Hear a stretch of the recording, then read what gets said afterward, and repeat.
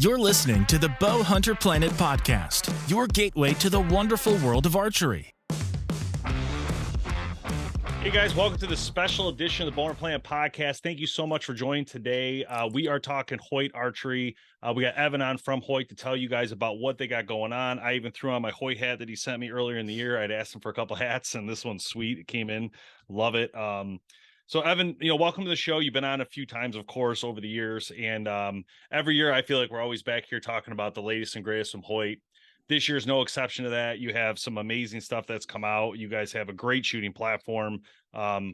Personally, I've shot it myself already, the VTM, and I thought that it was one of the it just holds so well. And I was going to suggest that when I shoot a lot of different brands, something about yours, when the way it holds, once I'm full draw and it locks in, it literally doesn't move. And I felt like, I don't know if it's the new grip you guys put in. That's absolutely incredible. I don't know what's causing it, besides obviously it's a great platform, but it is a very structural sound product. So very well done. I guess I'll start with that, but tell us what's going on with Hoyt here.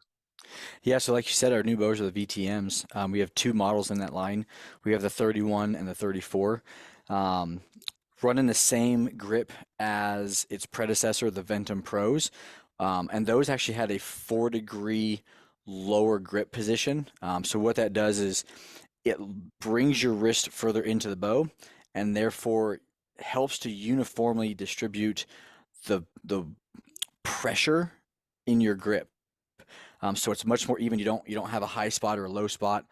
It's nice and consistent right in the middle of your grip. So it's going to be much more accurate. And again, like I said, consistent shot to shot to shot. That is put on with the Vital Point grip. So we have that new material that we developed through some partnerships last year. It almost has a tack to it. If you haven't shot it, when you get your hand in there, a lot of companies and some of our old materials have really kind of allowed you to manipulate your grip and how it sets into the bow, even at full draw. So our goal with the Vital Point was, once you're in there and you're in contact with the bow and begin to go through that draw cycle and hit full draw, we really wanted that to be a much more solid point of contact. So adding that new material in, once you get to full draw, really helps to lock you into that bow and create a better foundation and contact point while you're at full draw. So, and I can tell, yeah, it fits. So that's what I was gonna say. Like when I shot it, I'm like, wow, this thing is really a great shooting bow, mainly because I feel like the platform's so solid for me, like when I'm holding it back, it just feels like I am locked in, ready to rock. If anything comes out, it's going down. Right. Yep. And yeah, once you're at full draw and you hit anchor, you get into that mode, and it's, yeah, whatever gets launched out of this, I don't want to be on the other end of that arrow. No. So. And that, I don't know if you haven't shot these Hoyts, honestly, you need to go to the pro shop and shoot them. Mainly I'm saying this, the Vital Point grip is unbelievable. Like actually, you guys won an award from us this year on the Golden Arrow Awards for this grip, because it is that amazing of a grip. I don't think people understand. If you haven't shot it or tested it or touched it, I'm telling you, you are missing out, because it literally could be the best grip in the industry right now, in my opinion. It is that awesome. It is a spot on grip. And I think I think the issue is that people sometimes overlook what they would consider something simple, but the grip, in my opinion, is nothing simple. It is literally one of the most important parts of that bow, because you're contacting it every single time you draw the bow. And if you don't have a steady grip, or if you're torquing or anything like that, it's going to mess up your shots over time, especially in distance, especially.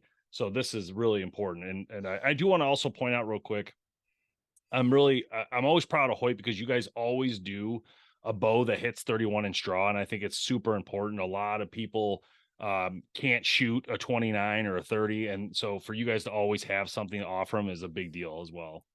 And it's really something that we pride ourselves in.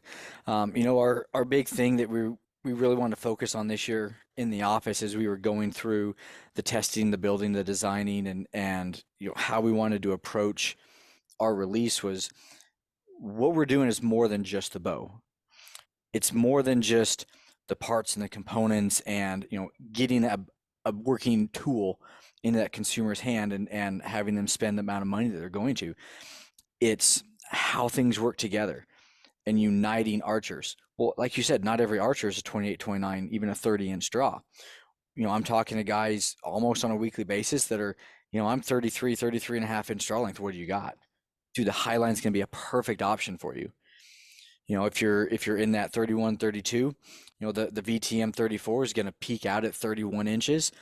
The RX-7 Ultra has carried over for this year. It goes to 32.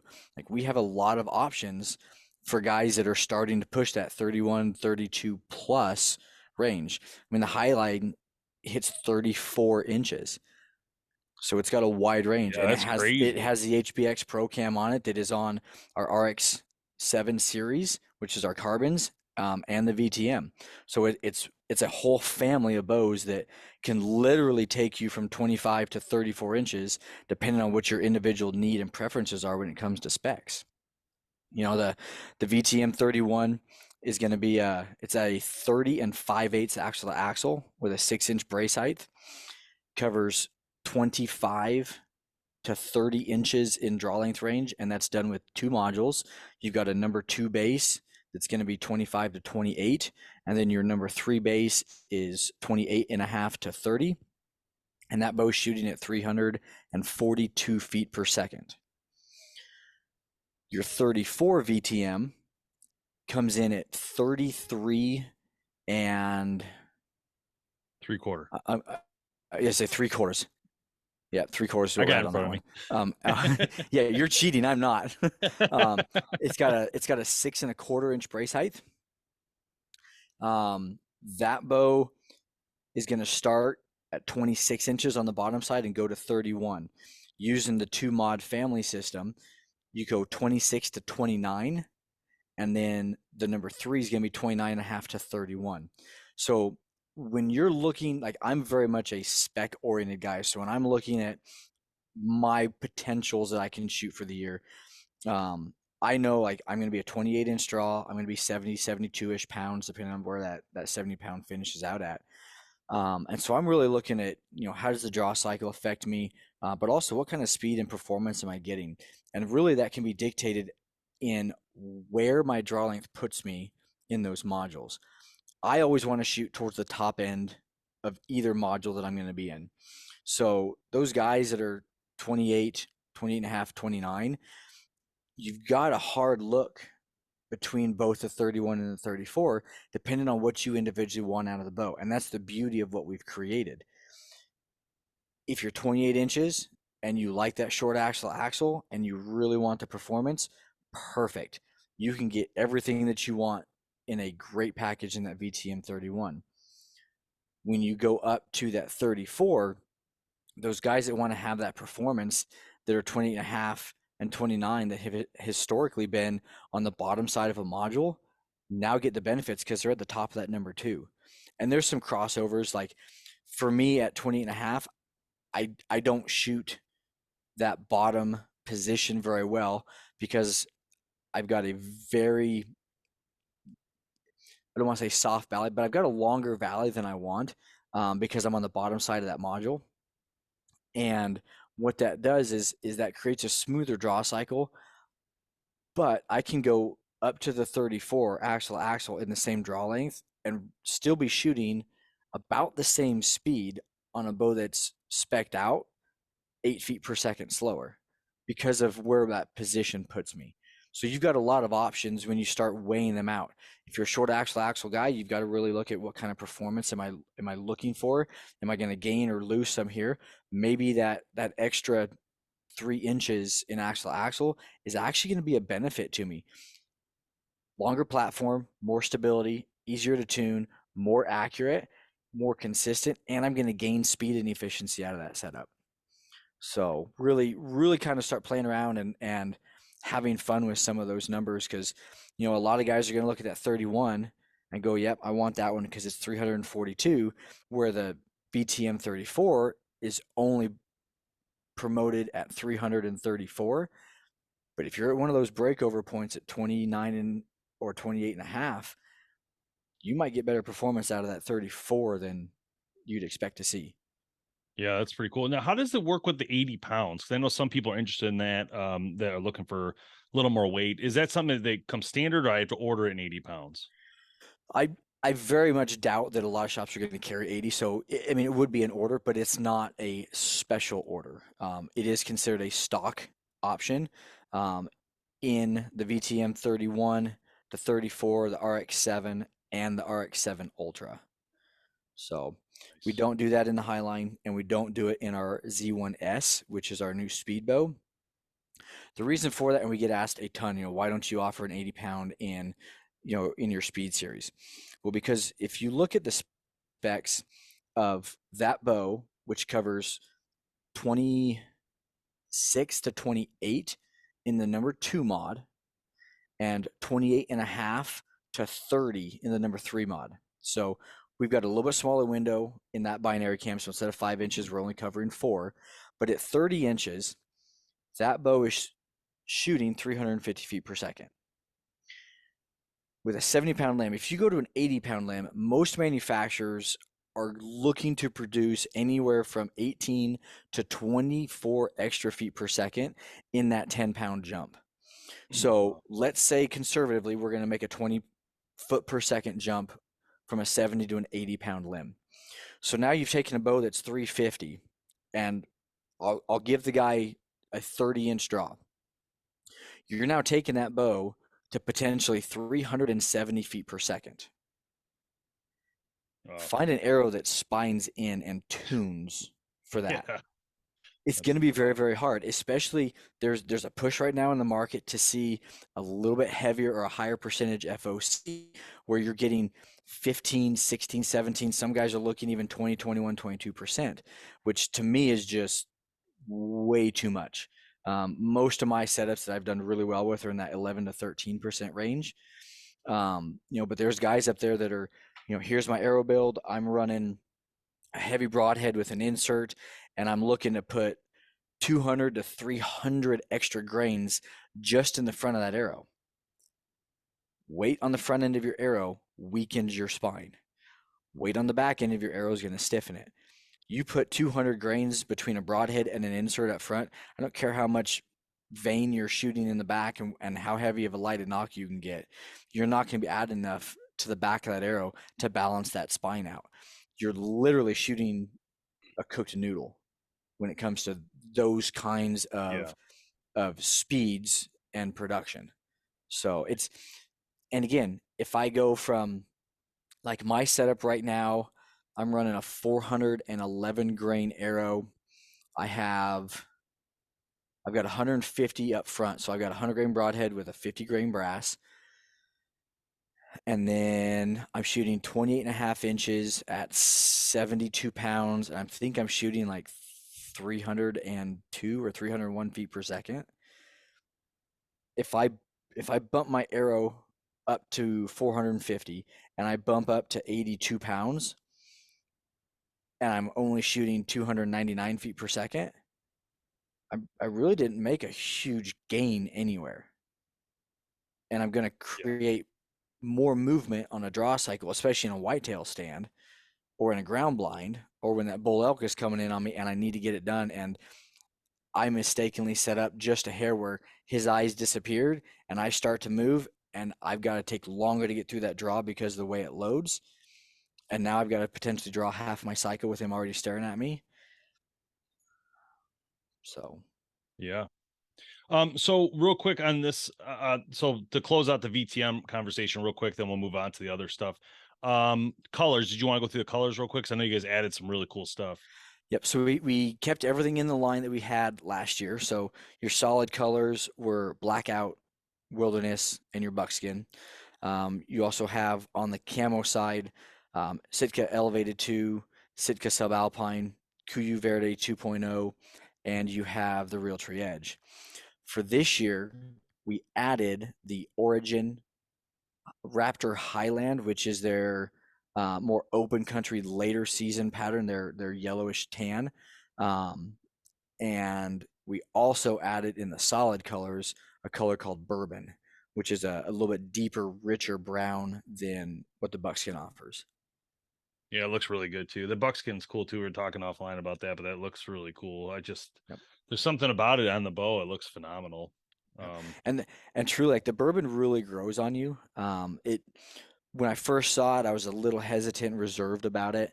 But as I got it out into the crop fields and, back in Kansas in the CRP grasses and just the different environments that I hunt in, both here in Utah and then back in the Midwest, I was really impressed with how that bourbon did in the different types of terrain and vegetation environments. yeah, it's so cool. And now this bow, so the VTM 30 and 30, or I'm sorry, 31 and 34, Mhm. um, you guys added, which I thought was pretty cool, but you guys added a hole in the bridge to get the cable through without Mhm. it rubbing or be on the outside. That was actually a pretty genius move, and it's so simple seeming, right? But Yep. And sometimes you just got to think it through, right? yep. And again, going back to that more than a bow concept, the big focus that we wanted to look at this year was how do we improve overall user performance and their feeling with the bow. So we looked at our inline accessories that we had last year and how do we make our bow better with an accessory line. So we looked at the little nuances on how do we connect it, how do we reduce noise and hand shock and vibration when we add the extra weight and the material of our accessories. Because a lot of times you can add a quiver, you can add your stabilizers, and overall the bow will dampen in vibration and be a little quieter because again you have more mass weight on, so it's going to help dampen stuff. But some accessories depend on how they're designed. Some quivers have a more open hood design with a longer span that allows them to shake, and therefore it causes some residual vibration. It also causes a little bit of extra noise because now you sit there and you have a hood that wants to rattle on some carbon rods.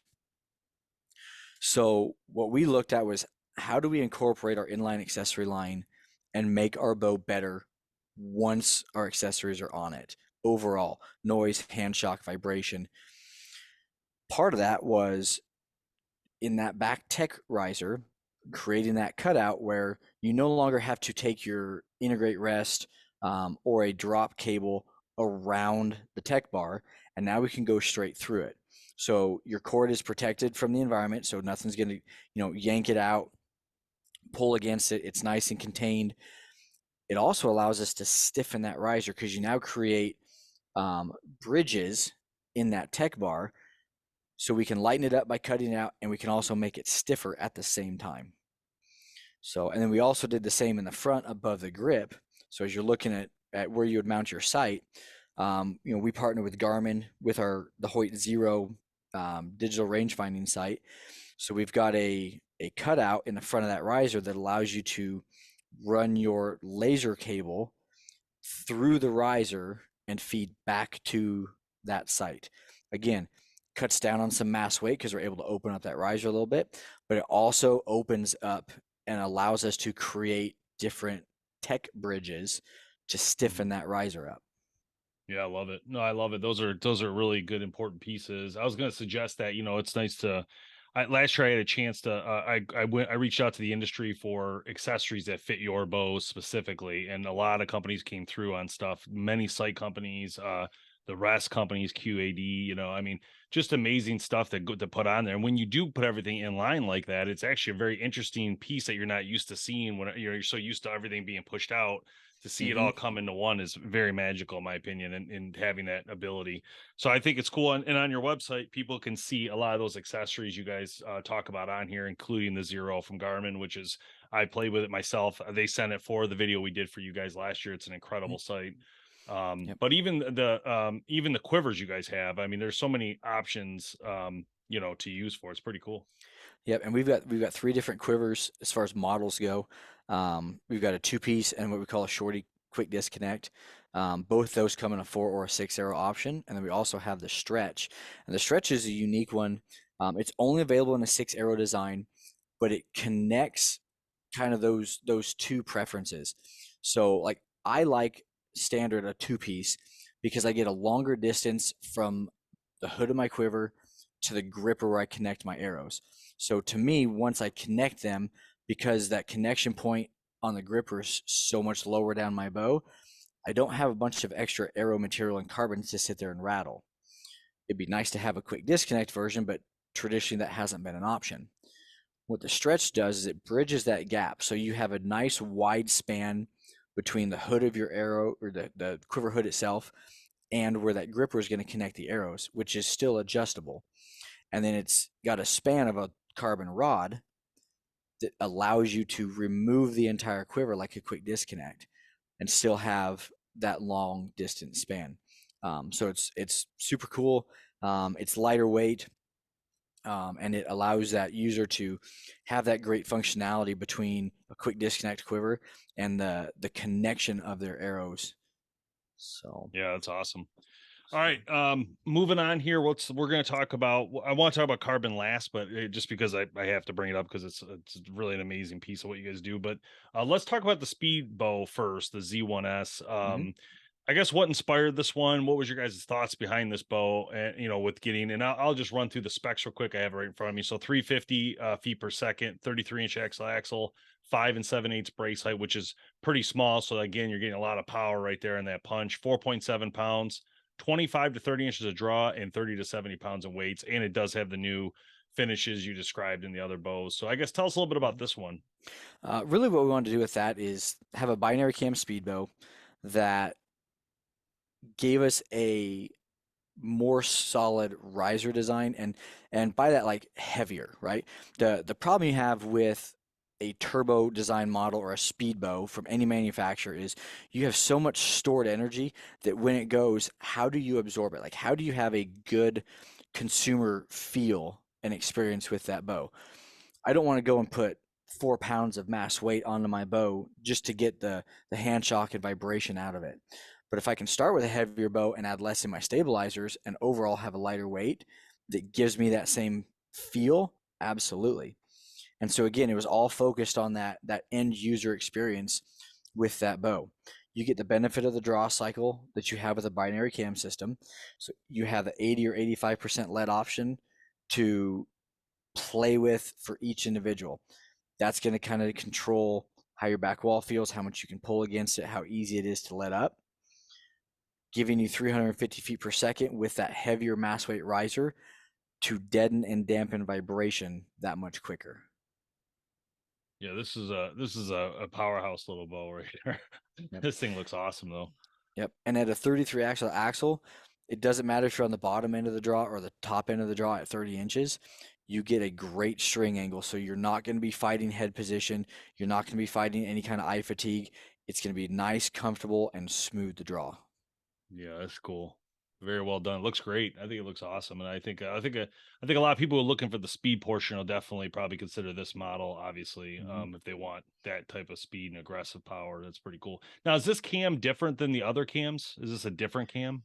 It is in the binary family, but it is a speed specific cam. So it's got a little bit more of an aggressive oval egg-shaped style design, a little bit harder cuts and some angles on it to get us that extra speed production. Yep. Makes sense, yeah. And everybody's different how they, what they want in a bow. So I understand why you guys have it, and for other people who want more speed. Yep. I'm a VTM guy, I'm not. I like that. I like the nice, relaxing, smooth, like great draw cycles. That's how I am. But I also don't pull a lot of weight. I try to stick to 60 pounds and keep it very simple for my hunting expeditions. Right. But Which again, is, yeah. I'm not out west like you guys are. I'm not shooting 60-yard shots. I'm shooting 20-yard pop shots for most part. So for me, yeah, I can do smooth and relaxed. It works fine. So, Yep. all Yep. right. And especially on some of those late season hunts. Yep. Yeah. So carbon. Now, so not a lot of change in the carbon section this year. Yep. However, absolutely zero. but the thing is it's I feel like it's like one of those things like you don't want to change everything, especially if something works so well. Yep. And I hate to say like, but the thing is, if it's not broke, don't fix it. I believe in that strategy, honestly. Like in this bow, it's amazing. So if you haven't shot the RX-7, I'm telling you, we have one in our studio. We shoot it all the time on different live events, TikToks we're doing, and all this stuff. And the bow is phenomenal. So I mean, I understand why it wouldn't be changed this year. But you added some colors, right? There are some things. Yep. Yep. So we do have the color options that we added. So the Raptor Origin, and then the Bourbon on the solid color. But really, the decision came down to a lot of consumer and dealer feedback. There was so much positive messaging in the industry from both the consumer and the dealers on this that nobody wanted us to change it. Like I found the carbon bow that I really get along with. Like the carbon with the binary cam system in the HBT Pros is just amazing. Why go and take that consumer positive experience and do anything with it Yeah, no, beyond I agree. beyond well, let's let it roll over and let's take everything that we were working on and we'll push it out another year. So when we are able to drop at 2024, we've got 2 years of design and development into it instead of just one. Yeah, it makes sense to me. So as far as the bows go, for those who don't know, I just want to make sure we describe it correctly. So you guys have the Carbon RX-7, but Mhm. then you have a Carbon RX-7 Ultra. Now, do each of those bows have two different sizes in axle, or is one or the other? One is each. So the RX-7 is going to be your short 30-inch axle to axle, and then the Ultra is a 34. Got it. Okay, that makes Yep. more sense. Yep. Yep. So So the the Ultra is the gonna be 34. It's gonna give you a little bit more, well, what some people say more stable for them, right? For longer distance shots or whatever. And Yep. Yep. And again, it pushes the draw length range out for us. So the our shorter axle to axle bows are going to Mm, have that's right. the shorter draw length ranges on them. So the RX-7 and the VTM 31 are going to have the same family of specs. So it's going to be 25 to 30 inches with the same mod brakes for the number 2 and the number Mm. 3 mod. Then the RX-7 is kind of in a class all on its own when it comes to that. So it's going to be a 27 to 30 inch in the number 2 module. The number 3 is going to be 30 and a half to 32. So it's right there. It's an inch longer and everything than the VTM 34 is going to give you. It's going to be a bow that can take you into that high line where if you're at that 31 and a half, 32, you aren't forced into a bow that goes to 34.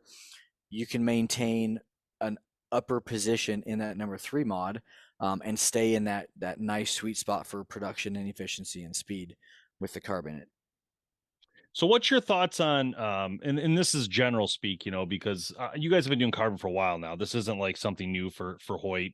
This Mhm. has been around for a while. You guys have done some really interesting stuff with carbon over the years to prove its strength. There was some trucks, there's some risers. I mean, I Mhm. remember when you guys first started this and it was pretty incredible. So what's your thoughts on this today? Like where has this gone? Is in your thoughts, is this like the ultimate riser is using carbon? I mean, how are you guys feeling about it, I guess, knowing what you know now about it?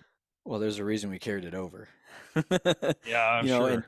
and the basically from 2010 until this year, we utilized a carbon core with an aluminum glue-on pocket head, um, and essentially what that did is if you can imagine somebody walking a tightrope, okay, that is now their balance point, right? So you see them running the long rods and they've got weight out on the end. And the initial carbon risers were designed just like that. You had a carbon riser in the middle, and then you had your aluminum heads on the outside to give you some balance and performance benefits. With the materials that we can use now, with the way we can design and engineer the carbon themselves, we eliminated that need for the aluminum in general and have a solid carbon core riser construction. So top to bottom, pocket to pocket, 100% carbon allows us to go longer and stay a little bit lighter. And then we can put that extra mass weight for balance and performance the way we want it to come through in the pockets and how we design the cams and how we attach our accessories, because you still have to have the ability to put on a sight, the ability to put on a rest, and those are added pieces that we then have to attach to the riser from there, and that's where we get some of that extra weight. But compared to where we've been the last couple of years, I mean, taking your carbons and giving them a half pound weight loss routine sure feels pretty nice. Yeah. this thing this thing's awesome. I don't know. I mean, it's hard for me to describe it for people who haven't shot these, but I can assure you, go to your local dealer and shoot these bows, because I'm telling you, the RX-7 is legit, and it is, I over the years, it's like people there, I do a lot of live feeds. We do a lot of, consumer conversations. I'll do TikTok lives for an hour. There'll be 500 people on there asking questions. And a Yeah. lot of times they'll ask the question, isn't that too much money? Right. That comes up a decent amount of times for carbon. And my answer is no, it's definitely 100% not too much money. Number one, we've already seen in the crossbow market, and $3,000+ people are buying these things like hotcakes, with these major brands in the crossbow section. So to me, I'm like, well, $2,000 for a carbon bow that you want that's top of the line is nothing. And if you look at the concept of golf clubs or tennis rackets or whatever, right? People Carbon bike frames. There you go. People will spend it on whatever they deem as what's important to them. And that doesn't mean, this is a great example too, because this doesn't mean you're spending this each year as well. Like you just did, you kept this for another year. So that means if people bought it last year, they're not going to buy it again this year, so they still have their $2,000 item, you know what I mean? So it's not necessarily have to change every year. Now, of course, if you want to buy another one, Evan's totally down with you buying an additional one. That's absolutely. fine, Everybody needs multiple bows. You need an indoor bow, an outdoor 3D bow. You need a hunting bow. I mean, you need a minimum of 3. Yep. But yeah, I love the carbon. I think you guys have dominated this sector, to be honest. It's an amazing thing. You can tell, I mean, companies are now following your lead, trying to make carbon bows. We're seeing this now. Obviously the industry is shifting, trying to catch up to what you guys have mass produced now for a long time and, controlled, doing a very excellent job. And that's the thing. When I think of carbon, my first thought is Hoyt. That's just, when people bring it up, the first thing I think of is the Hoyt bows. And obviously you guys have had many of them over the years and all of them have been amazing. So it's pretty incredible to get to this point where you have one that you're like, this thing's so good, we're going to leave it around. Let's do another year of it. It's pretty cool. Hey, and welcome to BowHunterPlanet.com podcast. Thank you so much for your support and watching this show here on Carbon TV or listening to it wherever you get your podcast. I just want to take a moment to thank the sponsors who help us bring this show to you guys and keep it interesting and fun. I want to thank Tinks, Cat Work Truck, Camp Chef, Cobra Archery, HHA and HHA USA, Mojack, Thorn Broadheads, Victory Archery, Burris, Reveal Trail Cams, Apex Competitions, Heat Hog, Deer Camp Coffee, and Under Armour. Make sure you check out and log on and sign up on the BowHunterPlanet.com brand new website. It is simple, it is awesome, and it's a great place to chat bow hunting and archery with a whole bunch of like-minded people. So we'll see you soon, and now back to the show. Yep, it was really nice from a marketing standpoint, knowing how we can now focus and kind of re-internalize what we have going on and put more into the VTMs, because the carbon is what it is, and our big focus is going to be on the VTM series this year, and we know that there's plenty of pie to pick up in that market. So I was on an Instagram live the other day and I got invited to come on. There was a guy doing some arrow builds and stuff, and he was talking about, his wife was talking about what bow to get for a woman. And we were talking back and forth, and he had mentioned other brands, and I said, well, let me look at what Hoyt's got. And I was just like, let me look at all the brands, see what everybody's got. Well, it turned out like the Eclipse was like dominant, because like people forget about, and I don't know what it is about this, why people forget about this, but the mass weight. This bow is only 3.7 pounds. There's a huge difference between 3.7 and 4.5, especially for a woman when they're holding it out like that long, and decent amount of time. And that was it. They were sold on this one after we talked about it because of this. But I just want to make sure people realize, and I'm not saying a woman can shoot a VTM as well if it's made for her. But this bow, man, what a great bow this Eclipse is, honestly, for what you're getting for the money. This is an excellent deal. Yeah, and to do that with an aluminum riser is probably the more impressive feat, because the Eclipse is an aluminum riser, not a carbon. So you don't have that carbon price tag with it. So for a lot of husbands whose wife has interest, or coming from a shop, in my experience on that consumer sales side, there are very, very few women, and mothers especially, that spend money on themselves. It is about their kids, or it is about husband's hobby and things like that, but they're very, very hesitant and reluctant to spend the money on themselves. And this is a bow that if you are out hunting with your husband, It's absolutely something that I would recommend and steer you towards a very strong conversation into upgrading to get it. Very, very lightweight as far as the mass weight goes. And the way we can do that is our testing standards of 1 million cycles and the 1500 dry fires are at each individual bow model's max capabilities. So the RX-7 Ultra is tested at 82 pounds and 32 inches of draw length, because that's the top end of what a consumer could potentially get on it. The high line is going to be tested at 34 inches and 72 pounds, because that's going to be the top end. When we set out to design the Eclipse, we knew that we didn't want that bow to have the option of heavier than 60-pound limbs or to go above 28 inches of draw length. So now we know the top end of those testing parameters is going to be 62 and 28 inches. Well, that allows us to take a lot of mass weight out of the riser and still have the same consistency and quality in our testing standards when it comes down to it. So we're able to shave a lot of weight out of there and still give an ultimate shooting machine and performance for those shorter draw and shorter weight archers. Yeah. That bow, I think we advertised it at 314. Is that where it's at? It's 314. You're looking at specs and I'm not. So yeah, sorry, I moved Yep. to the next bow I was going to talk about. Yes, it's at 314. Yep. Yep. So 314 feet per second, and a lot of people, honestly, a lot of people scoff at it. What they don't realize is we're not testing that at ATA or IBO guidelines, because we can't. They don't exist for that bow. That's being tested at 60 pounds and 28 inches of draw length. Now, if you want to go and look at ATA guidelines is what we use, because they are more strict. They're more prone to, how do I say it? They are much more rigid in their tolerances. So ATA guidelines say you can test your bow only up to 70.2 pounds. 70.3 is not in the guideline. You can test 30 inches. You have a 1/4 inch of draw length allotment. So the max you can test is 30 1/4, and then 5 grains per pound for your arrow. So a 350 grain arrow at 70.2 pounds and a 30 1/4 inch draw length is your max allowable. IBO does not have a draw length restriction. If a bow goes to 32 inches, you can test it at 32 inches.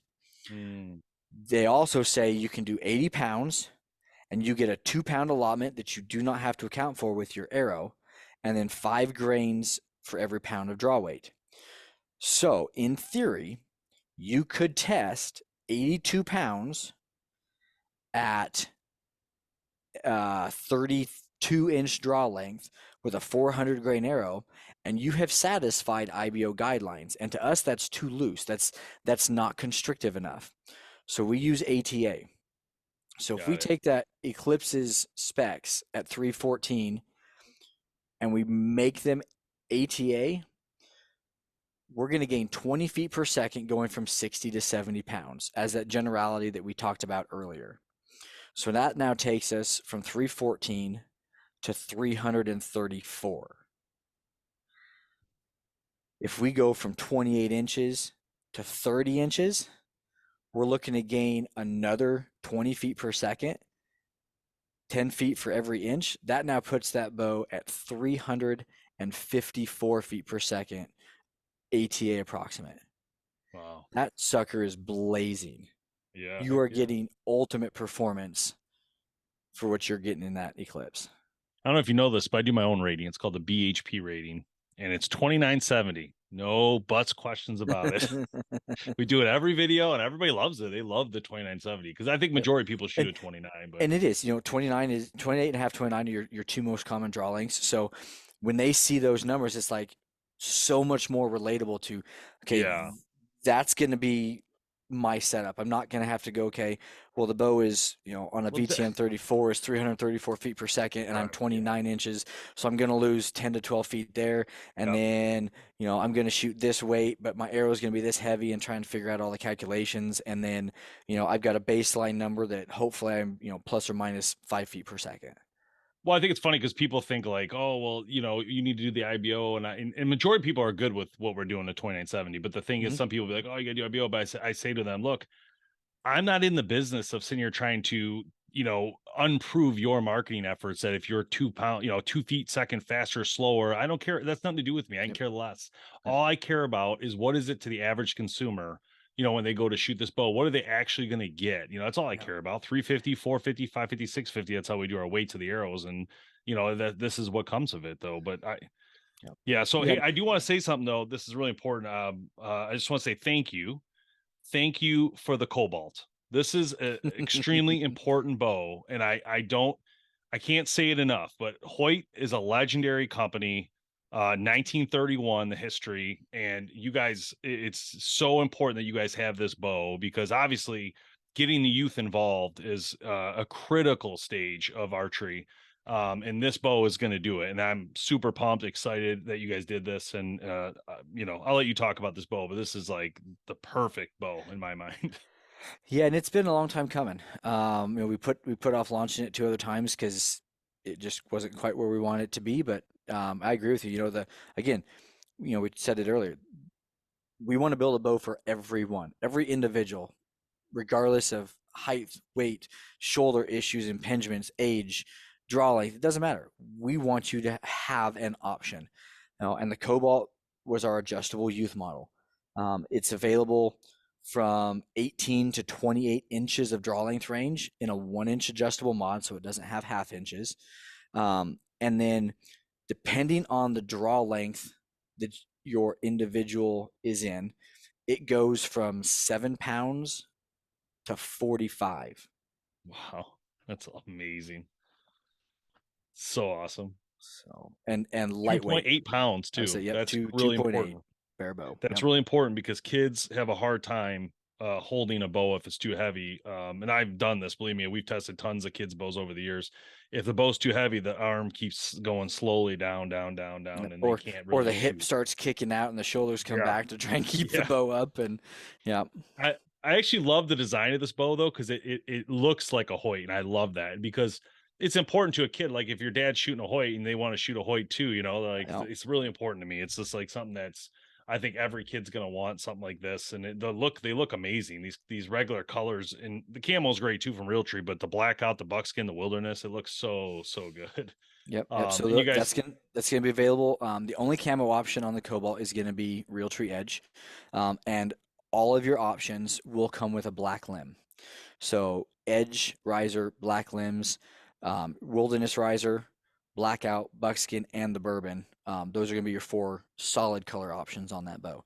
So you might be a little limited in the camo options, but you still have 5 different colors that you can have on yeah. that bow form. Plus, you guys are offering a package for it. A fuse package has the Profire 3-pin sight, the Maxis 4-arrow quiver, arrow, and the yep. Whisker biscuit rest. So, again, solid products there from Fuse and Trophy Ridge on that. I mean, those are awesome products. Yep. All To mom put and on a dad bow. have to get is arrows release and put a D-loop on Yeah. the bow. They're ready to go. Looks like you guys are offering a couple special editions too, the Bone Collector edition and the Cam Hanes edition, which is cool too Yep. for kids. It looks like that's kind of neat. Yep. Yeah, that's great, man. It's like I said, a lot of great things from Hoyt this year. I don't know if there's anything I didn't touch on you want to talk about, but to me, a lot of great stuff here. Very excited for you guys. I think that again, the carbon area has just been amazing for you, and adding in this VTM is just another great thing, especially with the little updates that did happen to it. I think are very smart and make a lot of sense. Yep. And again, it all goes back to that user, that winning the battle at 6 feet, and if anybody has heard any of our launch stuff, they probably have heard that, and maybe you're wondering what it is. When you go into a pro shop and you're shooting bows head to head to try and figure out which one you want to shoot or which one is going to be your baby for that year, you're shooting right off a block at 6 feet. And we want to win that battle. But once we do, all we want to do is increase your experience from there. So when you're shooting a bare bow, when you go to our inline system, the numbers that we were able to do this year when it comes to bare bow to a decked out Hoyt VTM 31 with our inline accessories. So quiver, SL sidebar mount, the integrate rest, sight, okay, all of our accessories on it. Loading that bow up gave us 31% reduction in hand shock. Wow. 59% reduction in residual vibration in the bow, and 11% reduction in sound. Wow. Crazy. So again, it's how does our bow work together to give you, the consumer, the best experience and the most confidence when you hit the field? So little tweaks here and there to make a world of difference. Not to mention the heritage and history behind Hoyt. Like I said, 1931. It's incredible. The journey. That's all I gotta say. Oh, I know I want to bring up real quick. Sorry. I almost forgot. This is really important. The Torx. All right. I know it didn't launch this year. I know it's been around. Yep. But it's really important because a lot of people are looking for something a little cheaper. Yeah, the So the mid-range or Torx, quote unquote entry level bow. Yep. yeah. And So we when actually, I was at Total go ahead, Archery Dave. Challenge. Yeah, and I was at Total Archery Challenge. The Hoyt team there walked me through the Torx XT on video there. I think it's on our channel somewhere, but it was great to see it. And one of the biggest things I talked to him about that day at the show was that, because I was like, man, this is a really important bow for a lot of reasons. But I don't know if you want to just a couple comments on the Torx itself. Yeah, so the Torx is our mid-level entry type bow.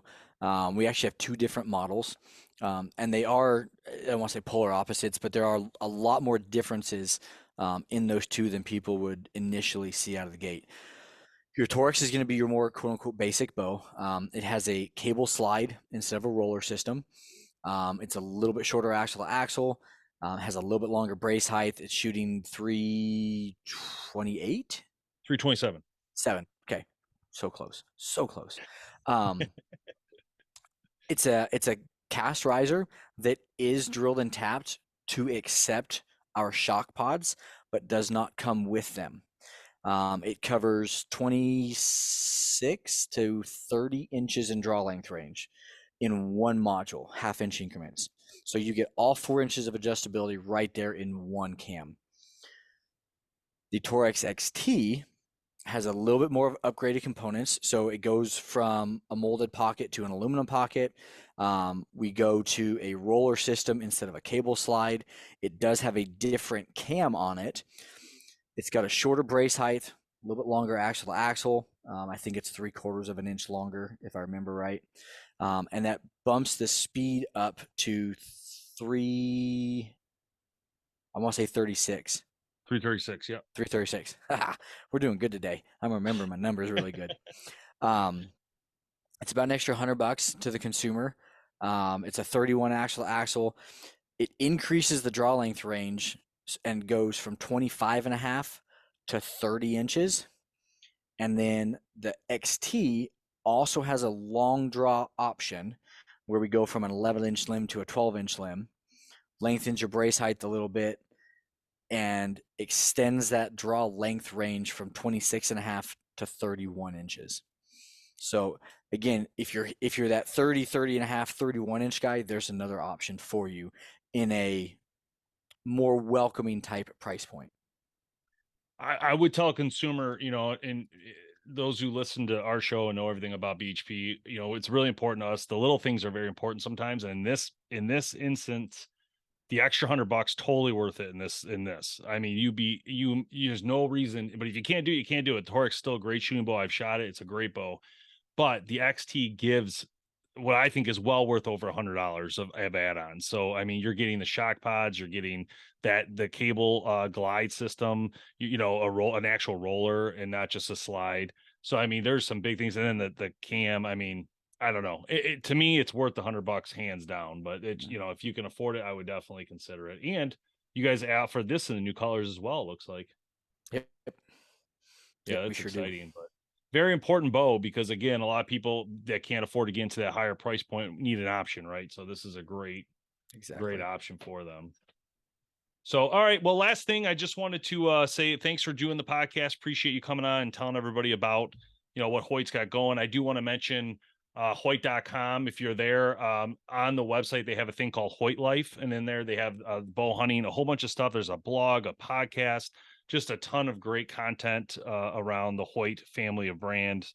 And, if you're a Hoyt shooter, you definitely should be on there is my point. You're going to love what you're seeing on there. And if you're not a Hoyt shooter, this is your chance. You've learned a lot today. Go to the pro shop, shoot their bows, give them a chance, see your thoughts and tell us about it. Comment below. What do you think about the bows? Is there something you like, don't like? Let us know below. So, Evan knows what to tell his bosses. You know what I mean? You got to have something, right. You got to have some data. Yeah, I want some feedback. So, and again, on the social media thing, guys, we want to see your successes. So for those of you that are shooting Hoyts and you're on social media, if you shoot anything, I don't care if it's a spike, if you're shooting does, I filled my freezer this year just on does. Tag Hoyt tagged out in those images, let us see them, and give us the ability to share the world your success and welcome you to the Hoyt brand. Awesome. Thanks, Evan. Thanks, Hoyt. And thanks, everybody, for watching. We'll see you next time on the BowHunterPlanet podcast. The BowHunterPlanet podcast would like to thank our outdoor partners for their support. It's because of these companies we can keep this show educating, entertaining, and growing the archery heritage.